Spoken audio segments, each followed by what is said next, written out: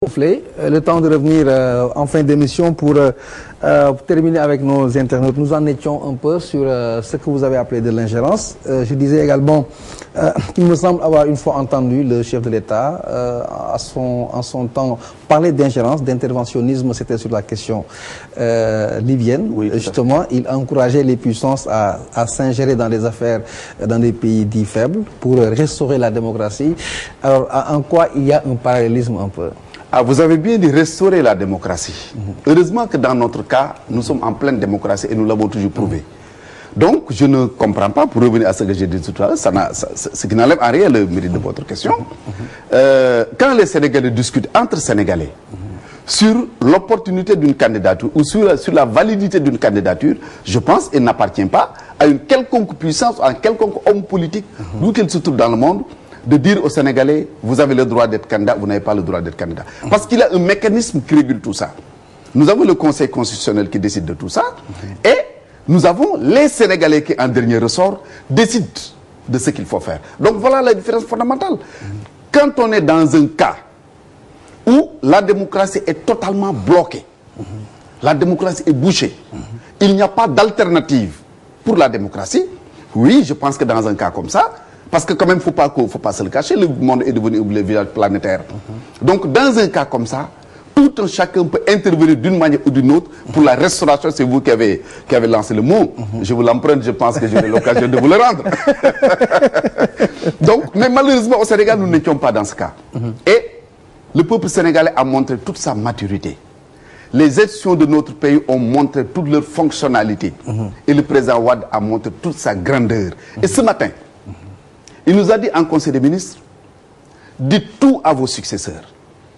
Ne leur cachez absolument rien. Ne critiquez pas le gouvernement qui va arriver et mettez-vous à leur disposition. Ça, c'est un message fort. Vous le faites pour le pays. Ne les critiquez pas. Laissez-les travailler. Soutenez-les. Même après les passations de service, mettez-vous à la disposition des ministres. Je pense que c'est ça qu'on attend de nous. Voilà, nous allons rester dans les adieux qui ont été faits aujourd'hui. Le Conseil des ministres, c'est certainement le dernier Conseil des ministres. Alors, c'est vrai que les gens sont curieux de replonger un peu dans cette atmosphère qui aura géré les affaires du pays pour chaque Sénégalais directement ou indirectement pendant quasiment 12 bonnes années. Alors, qu'est-ce qui aura été essentiel aujourd'hui en termes d'émotion ou de déception pour certains? Vous savez, d'abord, avant de parler de la passation de service, je vais vous raconter le soir même du 25. Tout le cabinet était là, nous nous sommes rendus au palais pour voir le président. Chacun d'entre nous se disait, mais dans quel état d'esprit il se trouve? Comment il va réagir? Mais quand il est entré dans la salle, il nous a dit, mais, et cette minute d'enterrement-là, qu'est-ce qui se passe? Mais écoutez, arrêtez-moi ces histoires-là. Nous étions là pour travailler pour notre pays.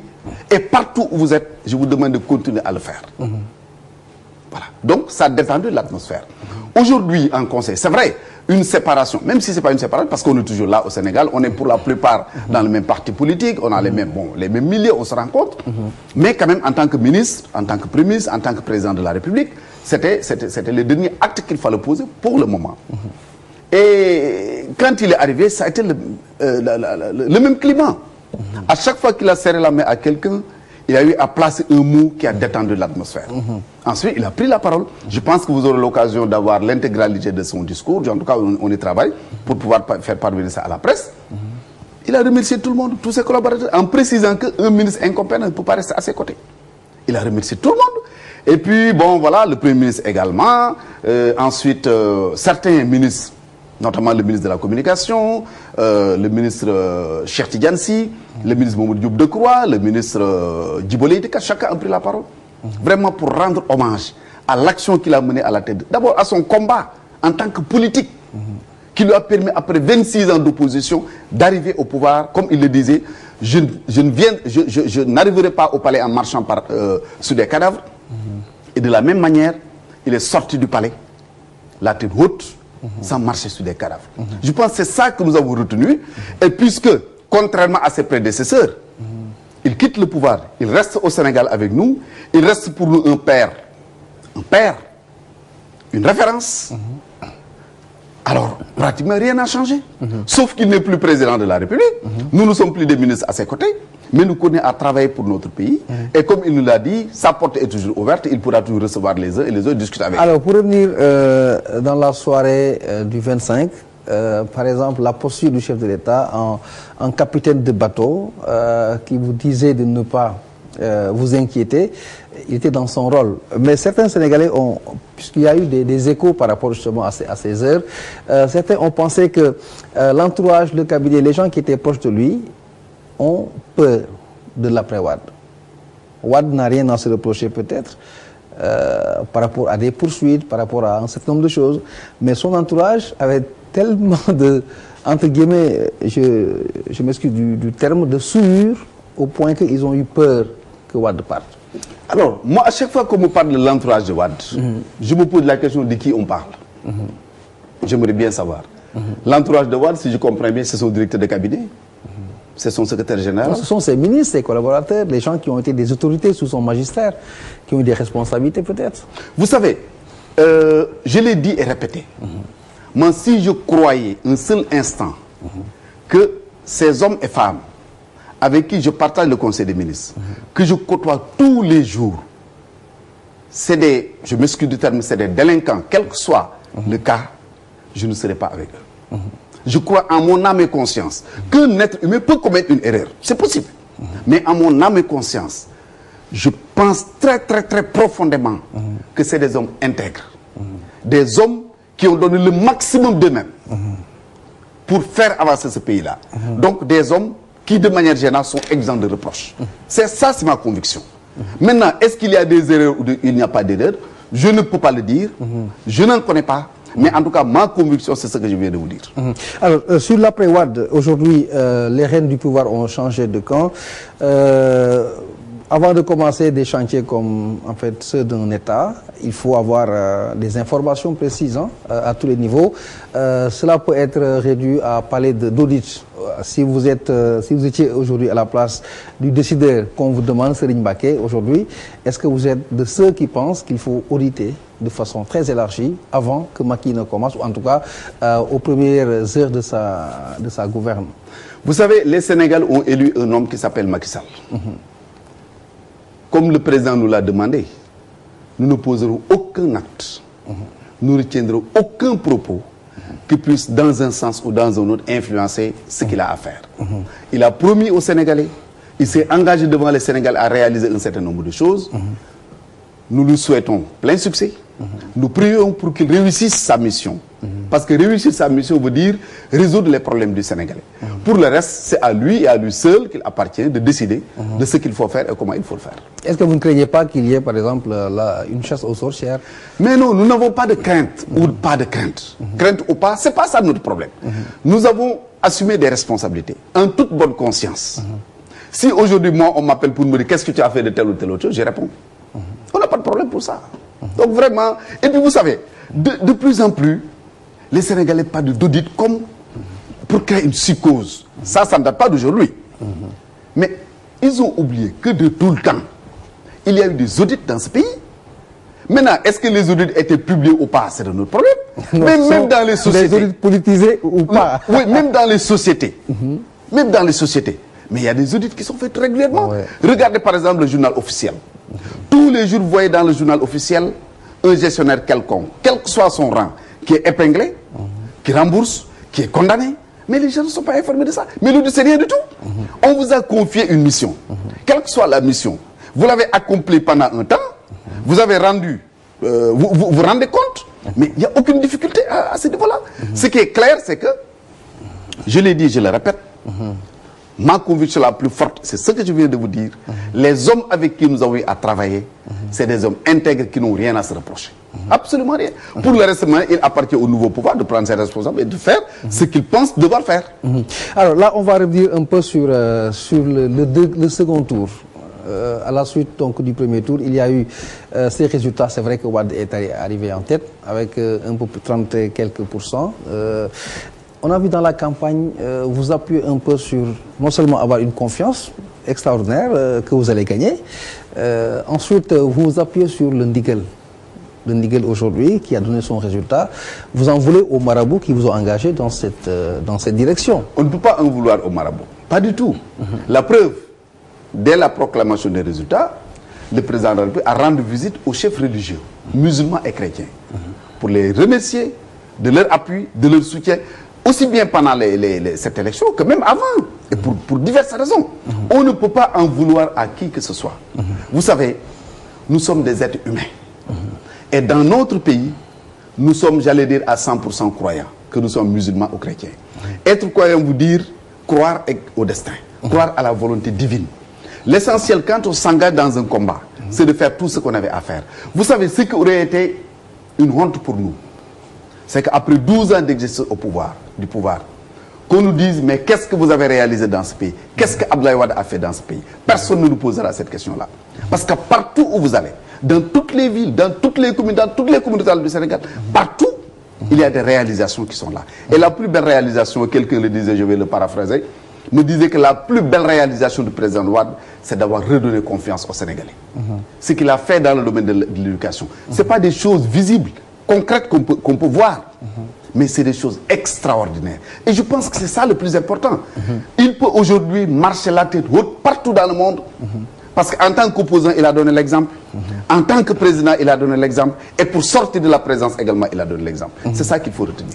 Sans tenir compte peut-être de la négligence qui serait constatée au niveau du social. C'est vrai que le président a posé des jalons sur les infrastructures. D'ailleurs, même l'opposition n'a jamais cherché à le combattre sur ce terrain, puisque c'est un bilan difficilement prenable. Mais sur le social, ça posait problème. Voilà, certains ont dit que voilà pourquoi Macky a fait une belle opération en proposant la réduction immédiate des prix des denrées de première nécessité. Mais vous savez, on ne peut pas dans un pays comme le Sénégal venir au pouvoir dans les conditions que nous savons en 2000. Trouver un pays qui était dans cet état-là que nous connaissons également et résoudre tous les problèmes en même temps. Ce n'est pas possible. Maintenant, pour développer un pays, il faut poser des fondamentaux qui sont solides. Et il y a parmi ces fondements, je pense que c'est le plus important d'ailleurs, les infrastructures, l'éducation, la formation. Je le dis souvent, si on peut dire aujourd'hui que l'Europe est en avance sur l'Afrique, c'est à cause de quoi? C'est dû à quoi? Aujourd'hui, vous allez à Paris le matin et vous prenez votre petit déjeuner, vous prenez votre véhicule et vous êtes à Bruxelles. De là-bas, vous allez à Milan, et ainsi de suite. C'est ces questions qu'il fallait régler d'abord. Ces questions ont été réglées, définitivement. On ne parle pas de route, on ne parle pas de salle de classe, ainsi de suite. Pour la plupart, ces problèmes ont été réglés. Maintenant, il faut faire face à la demande sociale. Vous avez raison. Le président Macky Sall a parlé, justement, a axé sa campagne électorale sur la demande sociale. Sur la réduction comment dirais-je encore, comme on le dit, de panier de la ménagère. Sans même y mettre un contenu. Mais nous applaudissons des deux mains. S'il réussit à le faire, mais c'est très bien, c'est tout ce que nous souhaitons. Nous avons cherché à le faire. Nous n'avons pas réussi. S'il réussit, cette prouesse-là, mais véritablement nous applaudissons, c'est tout ce que nous souhaitons pour notre pays. Parce que c'est votre dépense qui sera revue à la baisse en tant que Sénégalais. C'est ce qu'avait dit Aliou Sow, qui serait heureux de voir les prix baisser, puisqu'il le ressentirait directement comme tous les Sénégalais. Absolument. Mais vous avez dit tout à l'heure, monsieur le ministre, que vous avez été prendre le pays à un niveau, vous l'avez amené à un niveau, comme celui dans lequel il est aujourd'hui. Mais certains disent également que les caisses de l'État sont vides. Autrement, Macky vient dans un désert, financièrement parlant, que le régime sous le magistère de Wade aura tout bouffé. J'attends que le président Macky Sall lui-même le dise. Les autres ne sont pas habilités à le dire. Aucun paramètre, aucun moyen pour le dire. J'attends que le président Macky Sall, une fois installé au pouvoir, dise aux Sénégalais que les caisses sont vides. Alors, ce qui peut confirmer justement cette hypothèse, c'est quand le Wade disait dans l'entre-tour que s'il quitte le pouvoir dans les 2 prochains mois, les fonctionnaires ne seront pas payés. Comment expliquer cela? Est-ce que c'est une menace ou est-ce que c'est une réalité? Vous savez, c'est des situations extrêmement compliquées. Compliquées dans la mesure où le Sénégal s'était engagé avec ses partenaires, dans beaucoup de secteurs. Sur le plan économique, naturellement. Sur le plan du financement de certains secteurs de la vie économique. Alors, nous pensons que ce qui aurait été beaucoup plus facile, c'est que ceux qui ont engagé ces procédures puissent terminer ces chantiers-là. C'est pourquoi d'ailleurs le président Wade disait, j'avais besoin de 3 ans pour terminer ces chantiers-là. Les chantiers, c'est ça qu'il fallait faire. Maintenant, c'est pas lui qui les termine, c'est un autre qui doit les terminer. Mais on le dit en wolof que ku fat dof fatale sagaram. Autrement dit, s'il y a des difficultés qui se posent, mais je vous le dis, les caisses de l'État ne sont pas vides, ça je le vois très clair là-dessus. Mais s'il y a des difficultés au plan économique, mais justement, un gouvernement est nommé pour faire face aux difficultés. S'il n'y avait pas de difficultés, on n'aurait pas besoin de gouvernement. Donc il appartiendra au nouveau régime de prendre en charge toutes ces questions-là et de nous trouver des solutions. Véritablement sur ce plan-là, nous n'avons plus de compte à rendre. Alors, donc voilà. Alors je voudrais revenir un peu sur, puisque nous n'avons pas la chance d'avoir toujours à interpréter les propos du président, quand il dit que je suis le seul à pouvoir finaliser ces chantiers, il disait, entre guillemets, avec tout le respect qu'on lui doit, un peu de prétention, ou juste pour, par stratégie politique, pour apeurer les Sénégalais, et qu'on lui fasse confiance pour continuer. Certainement pas pour apeurer les Sénégalais, parce qu'on ne vote pas pour quelqu'un parce qu'on a peur de lui, non. On vote pour quelqu'un parce qu'il a de l'espérance. Alors, mais c'est ce que j'étais en train de vous expliquer. Vous savez, quand il y a un projet, un montage financier que vous avez fait, les raisons sont, c'est vrai, c'est-à-dire la base, elle est, c'est vrai, objective, mais elle est quelquefois aussi subjective. Ça, il ne faut pas se le cacher. Je veux dire par là, quand par exemple vous envoyez un ministre quelconque, ou même le président de la République, qui discute avec un autre président, compte tenu des rapports qu'ils ont, le projet peut être financé très rapidement, comme il peut être financé pas très rapidement, pour les raisons que j'ai évoquées tout à l'heure. Donc, ça, je pense que vous comprenez bien ce que je veux dire. Il y a aujourd'hui des hommes qui sont au pouvoir un peu partout dans le monde, ou qui sont même dans le monde des affaires, qui ont des relations huilées avec d'autres hommes politiques, que ce soit au Sénégal ou ailleurs. De sorte que, s'ils ont un projet à financer, mais il suffit d'un simple coup de fil pour que le train soit mis sur les rails. Le reste suivra. Je pense qu'il faudrait juste interpréter ces propos dans ce cadre-là, mais ne pas essayer de comprendre que oui, le président a voulu faire peur au Sénégal. Non, le président, tout le monde sait que le président est incapable de tuer une mouche. Tout le monde le sait. D'ailleurs, certains lui ont toujours dit que monsieur le président, vous laissez trop faire. Vous laissez trop faire. Il ne le pense pas.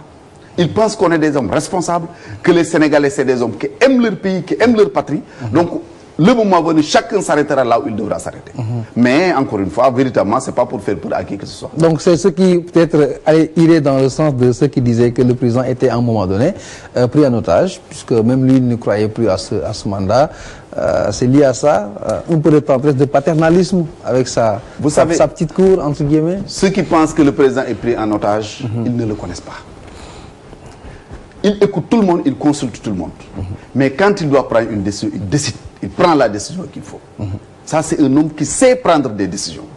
Donc, dire que oui, je vois même souvent dans la presse, c'est son entourage, c'est cela. Ça, c'est mal connaître l'homme. Et je dis même quelque part que si c'est quelqu'un qui connaît le président, si un militant qui le dit, c'est même manquer de respect au président.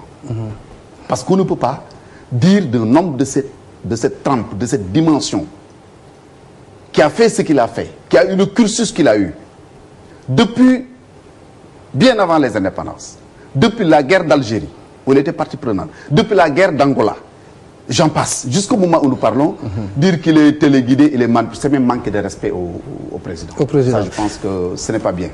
Alors, on sait que les lendemains des défaites sont très difficiles, hein, que cela soit en politique, partout ailleurs, mais on commence déjà à vivre un déballage des gens de votre parti ou de votre coalition qui disent indirectement dans la compréhension un peu de leurs propos, si avec ce bilan Wade perd des élections, c'est dû à la médiocrité justement de son équipe à lui. Quand je parle d'équipe, je parle des responsables, des militants, de son monde à lui. Vous savez, si son équipe était médiocre, il n'aurait pas eu ce résultat.